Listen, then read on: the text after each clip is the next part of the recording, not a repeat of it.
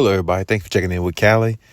This week here, specifically the last several games, I just want to say Kawhi Leonard has been showing the league that he's one of the top players in the league once again. And I know we all know that. We all have seen it many times. But, sometimes I think it's good for Kawhi to remind everybody or to remind us, how great of a player he is, even though we all know. And if you're a Kawhi Leonard fan, Clippers fan, wherever you want to say you are, whoever's listening to this, I appreciate you, listening, first of all. And if you're a Kawhi fan, though, of course, judging him is really, playoff time is when you really actually, judge Kawhi Leonard in regards to like where he is. But in this situation here, this season is a little bit different. We're still going to do that in the playoffs, of course, judging based upon the playoffs, because that's when he really turns up. Then we all know that. But, he's been playing every game this year, not trying to jinx him, knock on wood. He's been playing great this year, honestly. For him to be, he's holding up, all these games. Hopefully he continues to stay healthy. It's just been great to see him in every game. I thought, for years, him doing the load management, that's all his body was really actually used to, you know what I'm saying? But the fact that he's, doing his best, playing every game, being out there, being accountable with his teammates, I mean, that's a great thing to see. Now, we shouldn't be applauding him for that because he does get paid millions of dollars and he should be doing that anyway. But I mean, I've been on record saying from, me personally, I just think that, I don't believe he sits out games. I never did. I mean, I don't believe he sits out games intentionally. I should say that.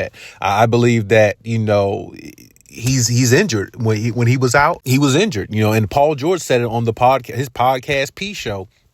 That none of us, neither me or him, wants to sit out. It's just a part of, our body feeling a certain way. We can't go.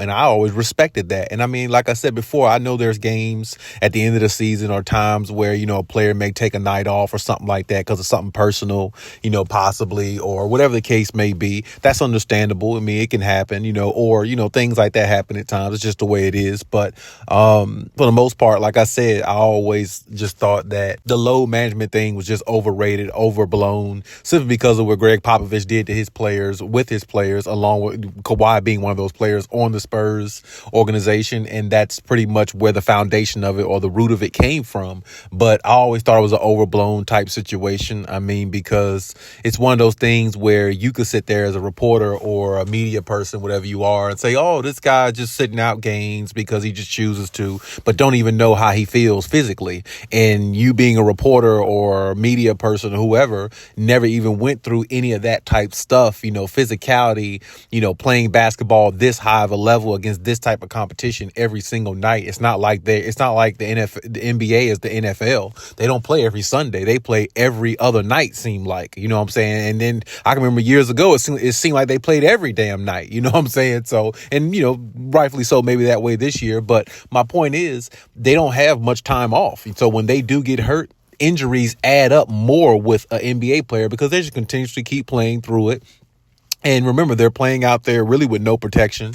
It's not like, you got on knee pads and, all this other type stuff like football or something like that. I mean, they do wear knee pads. I mean, of course, in basketball, but you're not as protected as you are like a sport like football and things like that. So, I mean, I think the load management thing has been overblown and taken out of proportion way too much just in regards to questioning players' injuries. But I would never question a player like Kawhi Leonard because he's shown us that he's a champion. He's shown us that he's a winner. He's not one of those guys out there so-called load managing, as they used to say, and never did nothing for the NBA in regards to winning or being a top player or anything like that, because he is all that. And he's reminding us of that, as we speak. These last 3 games, he's been averaging like 32 plus points per game. He's been balling. He's been shooting a ridiculous high percentage. And the crazy thing with Kawhi is, when Kawhi scores 30 or 40 points, usually he'll go like 14 for 17 or 14 for 20,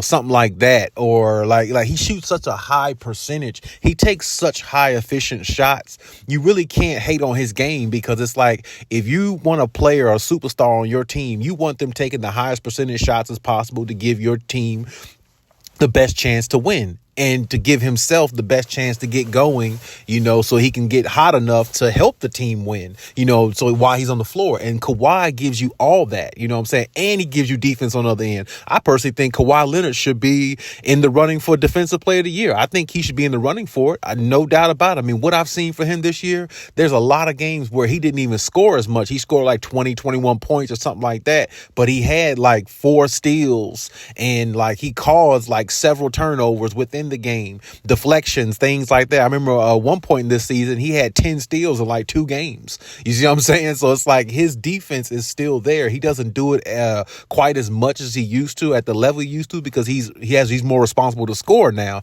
more than what he used to back in the day. But when you think about his game and the way he's playing, and how he's being, and Ty Lue saying he's being more of a vocal leader and all the things that the team needs, and the way he's playing, leading by example. You have to, the team has to have a get up about that. They have to, definitely be, encouraged by that. You know what I'm saying? Because, just seeing him out there is good enough, but seeing him play and dominate the way he usually does, is a big thing as well. Especially, with comments coming from Marcus Morris saying that, it's the Embiid is the most dominant player he's been around. And I'm not going to sit here and harp on that too much either, because who knows, Marcus Morris, he might not have really meant too much by that. But I mean, it came off as a subtle shot towards Kawhi Leonard. You can check that video out that I put out a few days ago as well.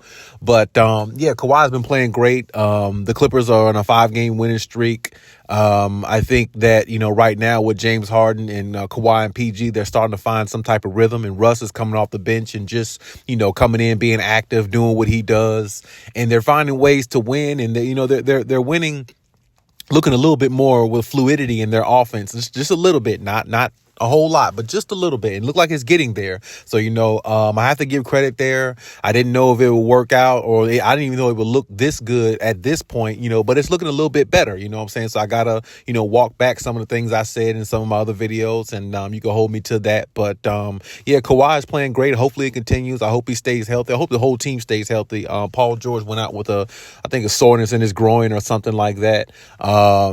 In the game, but Ty Lue was saying that he could have actually came back within that game, if they needed him to against the Kings. But obviously they didn't need to, because they were up by a lot of points. And, they need to have a lot more games like that where they can rest their star players more. Go out there and go at the other team, dismantle them. And, fourth quarter, sit down, rest a little bit extra, last 5-6 minutes of the game, Kawhi and PG can come back in and take over if they need to. But I mean, if they can get a lot of resting points, that would be good, because when we think about teams like the Warriors and Lakers and other great teams in the past, years ago, I remember seeing Kobe Bryant, way back then, and, even him and Shaq, I can remember way back then, there was a lot of times where they beat teams so badly where in the fourth quarter, they sat out. They pretty much sat there and laughed on the bench the whole time. And the Warriors did it, in their run with their championship run and things like that. You would see they blow teams out so much. It's like it wouldn't even be competitive. And, with all the star players